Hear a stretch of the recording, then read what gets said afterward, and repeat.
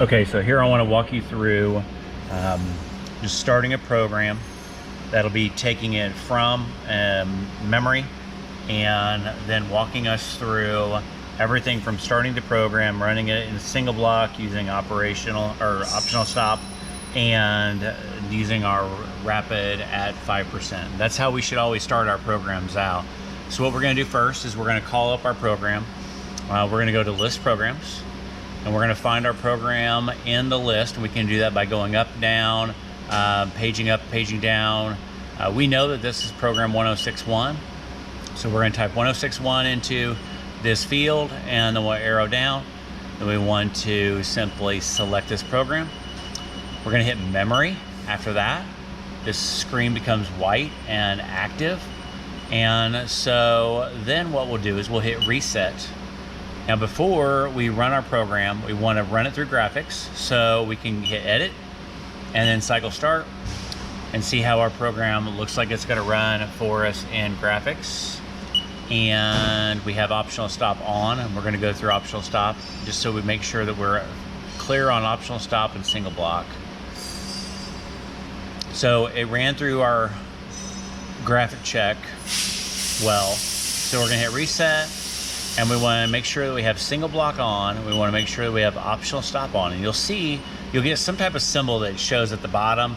It tells us what's going on with our program. So here we have single block off, single block on, optional stop off, optional stop on.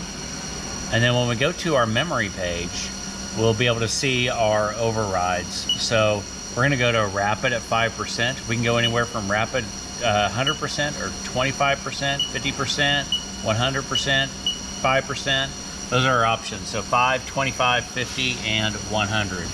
We can adjust our feed percentages up and down, but here we're going to go ahead and leave those at 100. And if we wanted to control our spindle, we can control our spindle down or up as well. Those we're going to leave alone at 100%.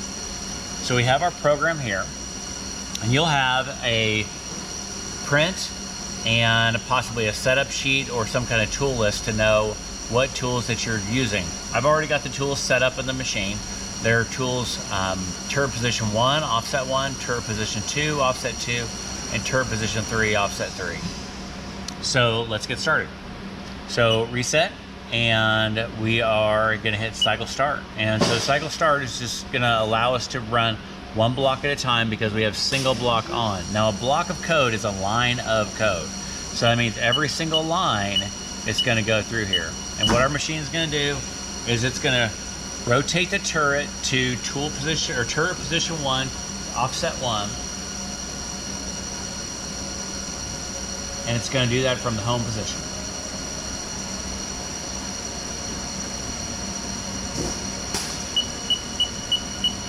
Next we'll see our spindle start up, and then our coolant come on, and then our machines start to move in, or our turrets start to move into position.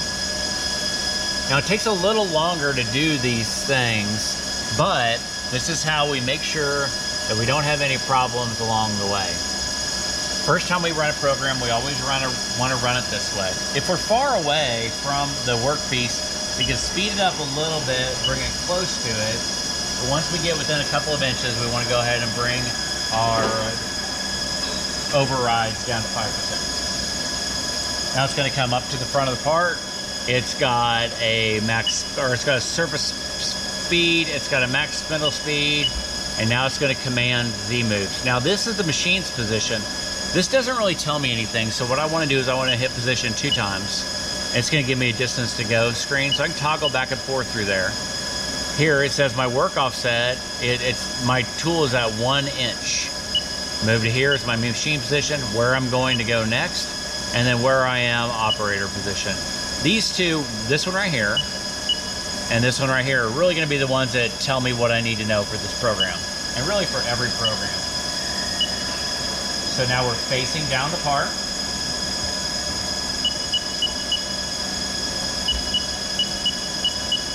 And you'll notice you have to continuously hit the cycle start button every time that you want a line to run.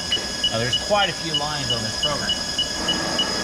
So once we can see that our tools are doing the right actions. Now, they may not be the exact right diameters or lengths, but we know that it's close. We can turn single block off. On this program, we're going to leave optional stop on the entire way through. So we'll turn single block off, and then we'll hit cycle start again, and then we'll start into some automatic movement. So on this one, we're going to turn the 3/8 diameter.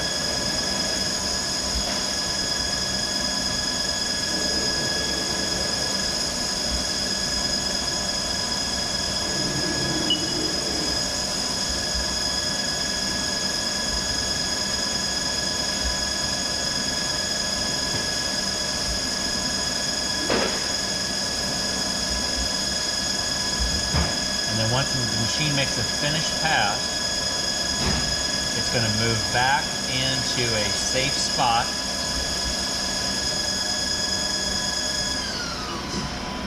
It's going to stop. Since I have optional stop on, it's going to require me to hit single block again. You can see the optional stop here, M01. Now I'm going to index to my second tool. That's my OD threading tool.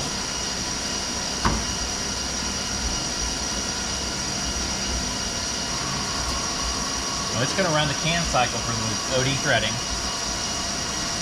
After it finishes it, it's going to stop.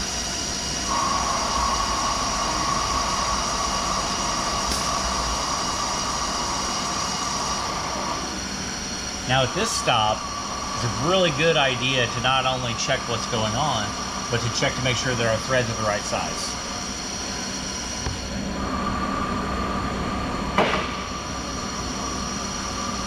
So we'll open the door, clean off our part, take a thread gauge,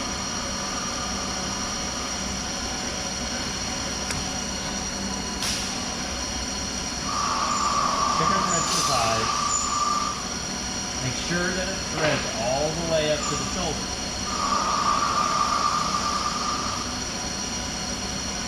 From this point, we can close the machine doors again. We can hit cycle start again. It's going to run our first tool over again. And at this point, it's going to cut some of the cone diameter for the part.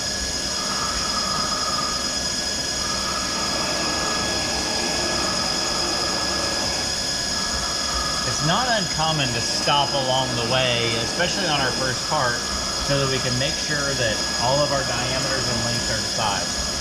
After we run our first part, as long as there's not an M00 in there, that's an absolute stop, we can turn single block off, we can turn optional stop off, we can turn our rapid up to 100%, and we should be able to just run our parts in production full speed for the entire run.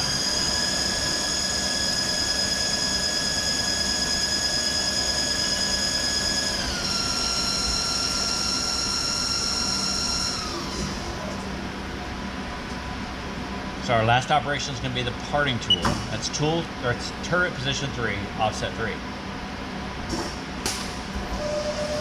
Now this tool runs at a slower diameter because what this tool is doing is it's coming down and it's actually going to cut the part off.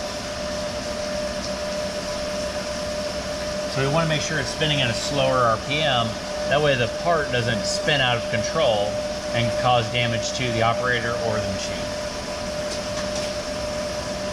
After it finishes parting off, it'll feed out to a safe position and then wrap it away.